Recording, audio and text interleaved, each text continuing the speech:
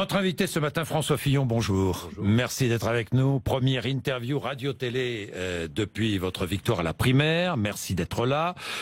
Vous serez à midi sur un poste frontière à Menton. Nous allons donc parler d'immigration, de droit d'asile, de nationalité. Mais auparavant, nous allons savoir si vous tenez vos promesses. Alors, nous allons commencer. Quand présenterez-vous votre équipe gouvernementale prête à agir ? Je la présenterai quand je serai prêt, Jean-Jacques Bourdin. J'ai dit que je voulais que les 2 ou 3 principaux ministres, qui seront en charge des réformes qui doivent être mises en œuvre dès le mois de juillet, c'est-à-dire essentiellement le droit du travail, le marché du travail et la réforme de la fiscalité, soient connus un peu à l'avance pour qu'ils soient prêts à appuyer sur le bouton de la réforme. Et ils seront connus quand ?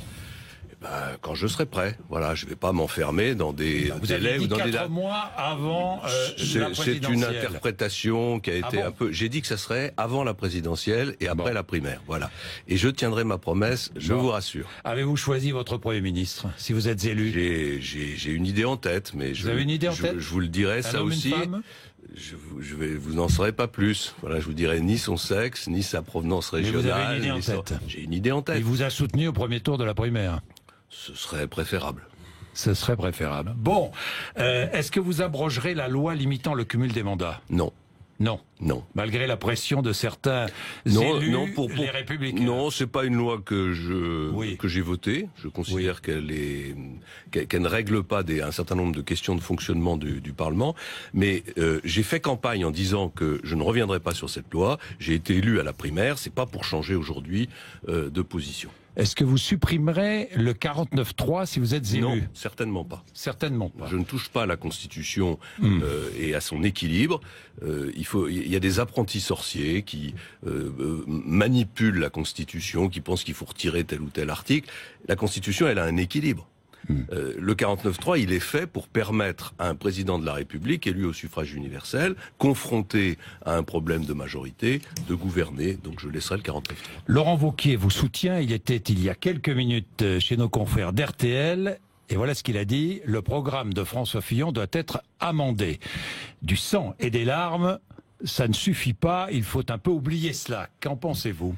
Lui répondez-vous ? Je pense que c'est inutile de reprendre les mots de la gauche. Le sang et les larmes, c'est aujourd'hui. C'est pas le programme que je propose. Moi, je propose au contraire un programme pour que les Français aient du travail, pour atteindre le plein emploi, pour que la France retrouve sa puissance et puisse se faire entendre dans le monde. Et donc, mon programme ne sera pas amendé. Il sera enrichi. Si Laurent Wauquiez a des idées supplémentaires pour enrichir le programme, il est le bienvenu, mais il ne sera pas amendé. Et en particulier, puisque j'ai entendu qu'il proposait la défiscalisation des heures supplémentaires, on est en 2017, on n'est pas en 2007. Il y a 10 ans, on a défiscalisé les heures supplémentaires. Aujourd'hui, ça n'aurait aucun sens. Ça n'aurait aucun sens de subventionner les entreprises pour que les Français travaillent plus, de les subventionner pour les 35 heures, c'est-à-dire de les subventionner des deux côtés, et d'emprunter sur les marchés internationaux pour financer tout ça. Voilà. Donc tout ça, la réponse est claire. La réponse, elle est non. Ce n'est pas lui qui est candidat à la présidence de la République. Non, moi ce que je veux, c'est que les Français aient plus de salaire. Et pour qu'ils aient plus de salaire, il faut qu'ils paient moins de charges sur leur salaire. Vous savez qu'en France, on est un des pays qui a le record en Europe des charges que paient. Je ne parle pas des charges payées par les entreprises, je parle des charges qui sont prélevées sur votre salaire. Moi, je veux diminuer ces charges. Je veux que le salaire des Français augmente. J'ai d'ailleurs proposé que on supprime la cotisation maladie, qu'on la transfère sur la TVA. Et je veux aller plus loin, c'est-à-dire que je veux vraiment que le salaire direct des Français augmente. Et pour que le salaire direct des Français augmente, il n'y a qu'une seule solution, c'est de baisser la dépense publique, parce que c'est la dépense publique qui Je vais y venir, justement. Est-ce que vous allez tenir vos engagements ?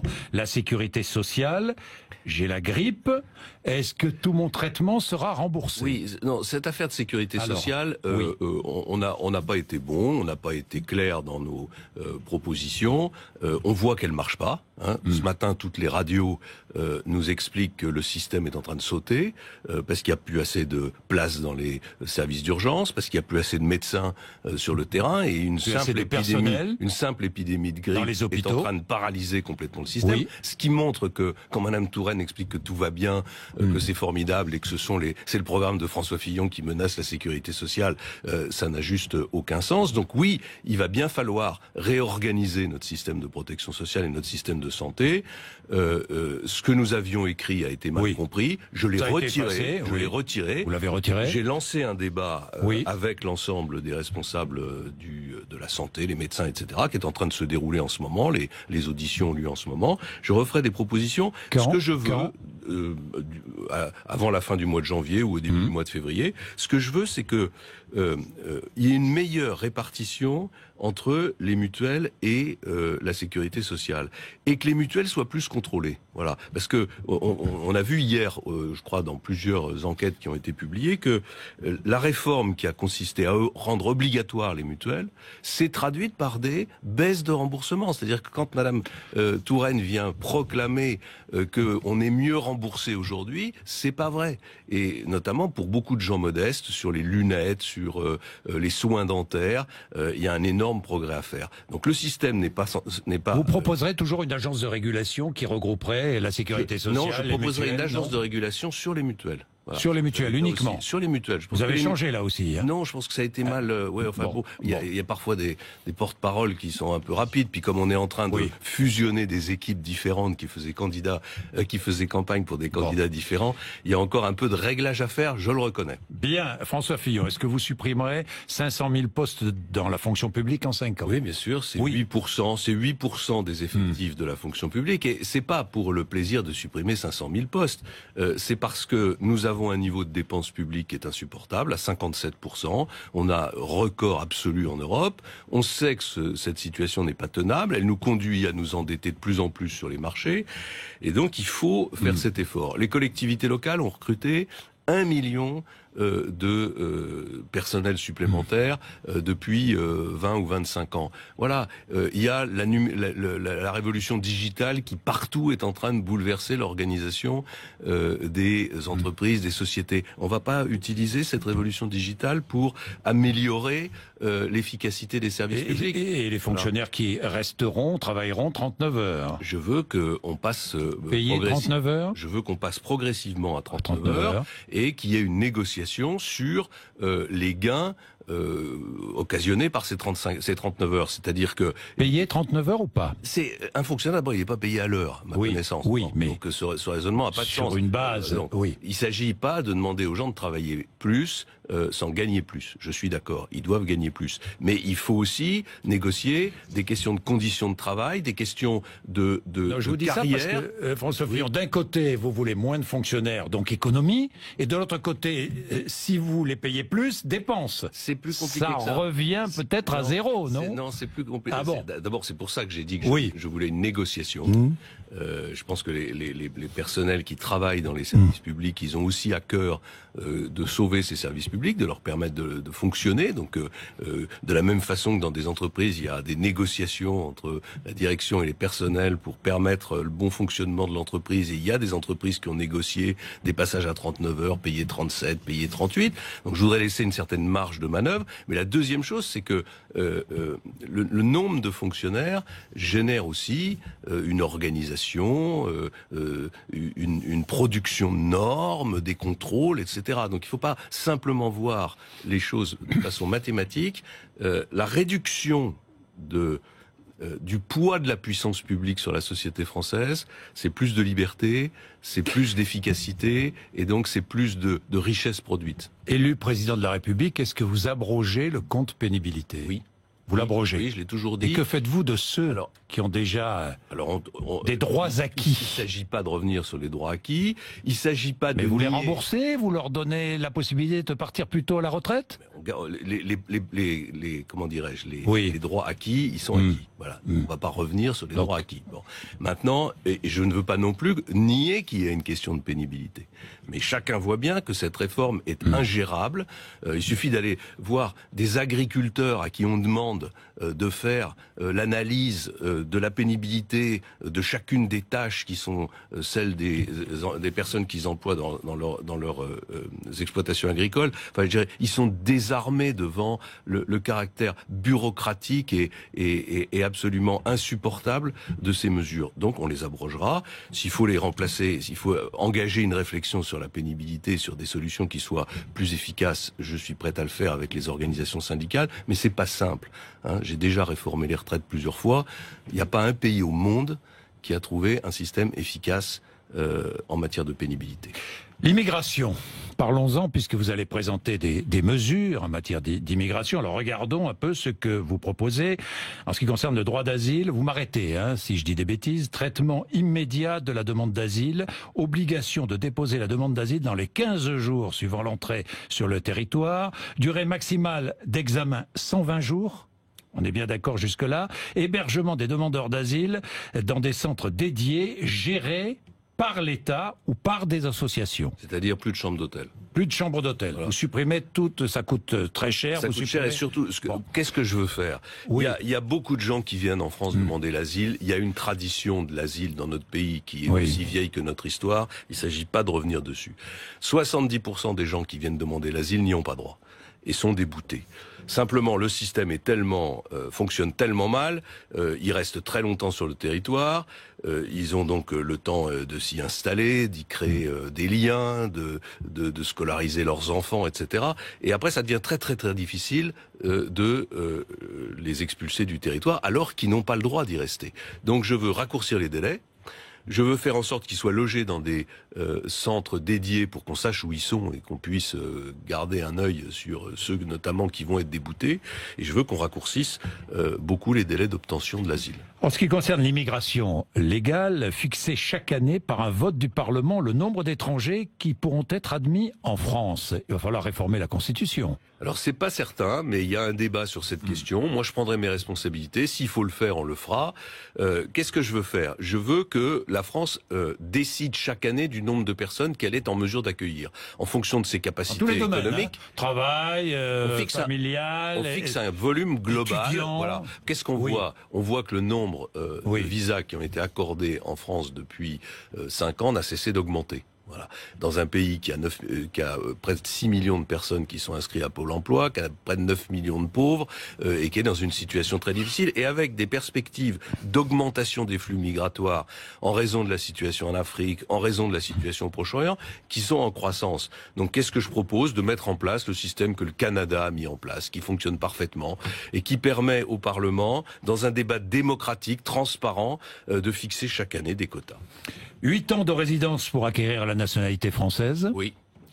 C'est la règle en Allemagne. Et je crois que c'est nécessaire que la nationalité française ne soit donnée qu'à des personnes qui soient assimilées. On a parlé d'intégration et d'assimilation. L'intégration, c'est ce qu'on exige de quelqu'un qui vient vivre chez nous. L'assimilation, c'est ce qu'on exige de quelqu'un qui demande à devenir français. Vous ne remettez pas en cause le droit du sol ? Non, simplement je remets en cause deux choses. Je remets en cause l'automaticité de la délivrance de la nationalité française aux jeunes qui sont nés sur le sol français. Je demande qu'il y ait une démarche volontaire de leur part, que ça ne soit pas un truc automatique, administratif qui leur tombe dessus. C'est-à-dire que les enfants nés en France, de parents étrangers, devront faire une déclaration solennelle de demande de nationalité. Je veux la nationalité. De demande de nationalité. Et la deuxième chose que je propose, c'est qu'on revienne sur une décision qui a été prise dans le passé et qui est la suppression de la double peine, c'est-à-dire que les personnes qui ont été condamnées n'ont pas vocation à obtenir de nationalité française. Les personnes étrangères. Parlons de la situation internationale. Bachar al-Assad salue vos positions, il espère votre élection. Est-ce que vous souhaitez son maintien au pouvoir ? Non, d'abord Bachar al-Assad est un dictateur, c'est un manipulateur, et j'attire l'attention des médias français sur le fait qu'il n'est pas forcément indispensable de se prêter aux manipulations de Bachar el-Assad. La deuxième chose... toutes ces interviews Je regrette oui, bien sûr, elles sont. Enfin, on voit bien que c'est une manipulation. Inutile. Un dictateur qui fait des déclarations devant les télévisions françaises sur la politique française, ça s'appelle une manipulation. J'aimerais que les médias français s'en rendent compte. Bon, maintenant, c'est leur responsabilité. Non, je ne souhaite pas le maintien de Bachar el-Assad au pouvoir. C'est un dictateur avec un passé sanglant, comme d'ailleurs son père et beaucoup d'autres dans la région. Je dis simplement depuis 3 ans maintenant et 4 ans, et les faits me donnent raison, je dis que Bachar el-Assad a le soutien d'une partie de son peuple. Voilà. Sans doute autour de 25 à 30%. Et que parce qu'il a le soutien d'une partie de son peuple, il a réussi à se maintenir. Et la diplomatie française et la diplomatie occidentale, en refusant l'idée même de parler avec le régime de Bachar el-Assad, s'est exclu du conflit syrien. Donc maintenant, nous sommes derrière les frontières et on regarde le spectacle des Russes, des Iraniens et des Turcs qui sont en train de régler la question syrienne sans nous. C'est un désastre et honnêtement, pour la diplomatie française, c'est un camouflet. À quoi a servi la rencontre de 3 parlementaires français avec Assad ? C'est pas une rencontre que j'ai encouragée. Oui. Vous la réprouvez ? Vous réprouvez cette initiative ? J'ai une règle, moi, c'est que les parlementaires, ils sont libres. Ils sont élus au suffrage universel, ils font ce qu'ils veulent. Oui. Et c'est pas au gouvernement de fixer leur conduite aux parlementaires. Simplement, j'ai indiqué à mes amis parlementaires qui sont allés là-bas que s'ils le faisaient, c'était à titre personnel et notamment à Thierry Mariani. Voilà, et qu'en ce qui me concernait, je n'étais pas favorable à cette rencontre. Je ne suis d'ailleurs jamais allé depuis le début de la guerre en Syrie pour ne pas avoir à rencontrer monsieur Bachar el-Assad. François Fillon, en vous déclarant chrétien, pour justifier de votre humanisme, est-ce que vous avez défié la tradition laïque française ? C'est ce qu'a écrit le Wall Street Journal la semaine dernière. Je pense d'abord que cette tradition laïque a été détournée de son objectif. L'objectif de la laïcité française, c'est de faire en sorte que les religions ne pèsent pas sur le fonctionnement des institutions et des pouvoirs publics. Et il y a eu des périodes où les catholiques ont essayé d'imposer leur vue au gouvernement français. Il y a eu des périodes où la relation entre l'État et la communauté juive était tendue. Donc on a instauré des règles qui s'appellent la laïcité. Aujourd'hui, cette question ne se pose pas, ou plutôt elle ne se pose qu'avec une seule religion, elle se pose avec les musulmans et essentiellement avec les intégristes musulmans. Voilà. Mais donc, vous rediriez la même chose ? Bien sûr. La même sûr. chose. Mais moi je suis transparent. Mais imaginons un juif ou un musulman ou une personne athée qui justifierait son humanisme ainsi. Ça vous choquerait ou pas ? Pas du tout. Enfin, il y en a qui le justifient en expliquant qu'ils sont marxistes. Moi, je le justifie en expliquant que je m'inspire de valeurs qui sont des valeurs chrétiennes. J'ai d'ailleurs parlé de chrétienté, pas de religion catholique. Et ce sont des valeurs qui sont devenues, mais la foi n'est pas un argument électoral, vous savez. Bien sûr que non, ce sont des valeurs. Ce sont des valeurs. Et j'ai mis simplement, et ces valeurs, tout le monde a le droit de savoir que ce sont les miennes. C'était une manière d'arrondir votre image ou pas ? Non, c'est ma façon de dire les choses. Voilà, je veux. Ou c'était spontané, ou oui, c'était calculé ou spontané, François Fillon ? C'est spontané et c'est transparent et ça continuera. Voilà, je ne changerai pas d'attitude. Bien, François Fillon, j'ai encore 3-4 questions politiques, essentiellement politiques. La première, entre les 2 tours, imaginons, vous êtes face à Marine Le Pen. Est-ce que vous acceptez de débattre avec elle ? Mais enfin, j'ai pas je ne sais pas qui sera non, mon mais adversaire, si c'est Marine Le Pen, je débattrai avec tout le monde. Avec tout le monde, bien sûr. Non, parce que Jacques Chirac avait refusé de débattre avec Jean-Marie Le Pen. La question se pose du traitement qui est, ou de la place que prend le Front National dans notre système médiatique, mais c'est un autre débat. C'est d'ailleurs vous êtes son adversaire privilégié. Je vois ça, ça me fait d'ailleurs, je sens que je suis l'adversaire privilégié de tout le monde, et la caricature de mes positions ne pourra qu'encourager les Français à se tourner vers moi, parce que il y a un moment où l'excès de critique, où je suis devenu le candidat qui veut faire travailler plus les Français pour qu'ils gagnent moins, qui veut supprimer tous les policiers, les infirmières, les enseignants. J'ai même vu que j'étais payé par Vladimir Poutine. Enfin, cette espèce d'inflation de critiques incroyables, je pense qu'elle ne peut que... Mais vous êtes 2 à rassembler toutes ces critiques, vous et Emmanuel Macron. Je pense qu'elle ne peut que détourner les Français de ceux qui les tiennent. Vous aviez pensé à travailler avec Emmanuel Macron un temps ? Il y a eu un moment, c'est vrai ? au moment où je cherchais un directeur adjoint de cabinet, oui. le nom d'Emmanuel Macron a circulé. Voilà. Oui. Oui. Vous allez rencontrer Alain Juppé, Nicolas Sarkozy? Oui, bien sûr. Bientôt. Nicolas Sarkozy cette semaine, Alain Juppé dans les prochaines semaines. Aucun accord électoral avec François Bayrou? Aucune négociation? Non, j'ai pas dit ça. J'ai dit simplement que moi j'ai un programme. Il n'y a pas. Oui. La vie politique, c'est pas. On n'est pas sous la 4e République où on négocie les programmes au fur et à mesure des élections. Donc il n'y a pas un programme pour les primaires, un programme pour les présidentielles, puis un troisième programme pour les législatives. Donc moi j'ai un programme. Je pense que c'est le seul qui peut permettre de redresser le pays. Je le mettrai en œuvre. Je suis prêt à accueillir François Bayrou et ses amis, mais pas au prix d'une négociation sur mon programme. François Fillon, je vais terminer avec Internet. Ça a fait sourire, vos propos tenus aux États-Unis. J'ai ouvert les télécommunications à la concurrence. Vous pensez si on avait toujours France Télécom avec des fonctionnaires, est-ce que vous pensez qu'aujourd'hui Internet serait aussi développé? C'est un peu ce que vous avez dit. C'est une évidence. Sans la concurrence, on serait toujours l'un des pays les plus en retard en matière d'accès à l'Internet. Qu'est-ce qui a débloqué l'Internet? Bien sûr qu'il y a des ingénieurs extrêmement compétents à France Télécom, qui d'ailleurs sont désormais les ingénieurs d'Orange. Mais dans un système de monopole d'État, il ne pouvait pas y avoir de développement de l'Internet. J'ai une confidence à vous demander. Est-il vrai qu'à l'été 2009, vous profitez du malaise vagal de Nicolas Sarkozy pour signer le décret d'ouverture du marché mobile à un 4e opérateur? C'est faux. C'est vrai ou faux? C'est absolument faux.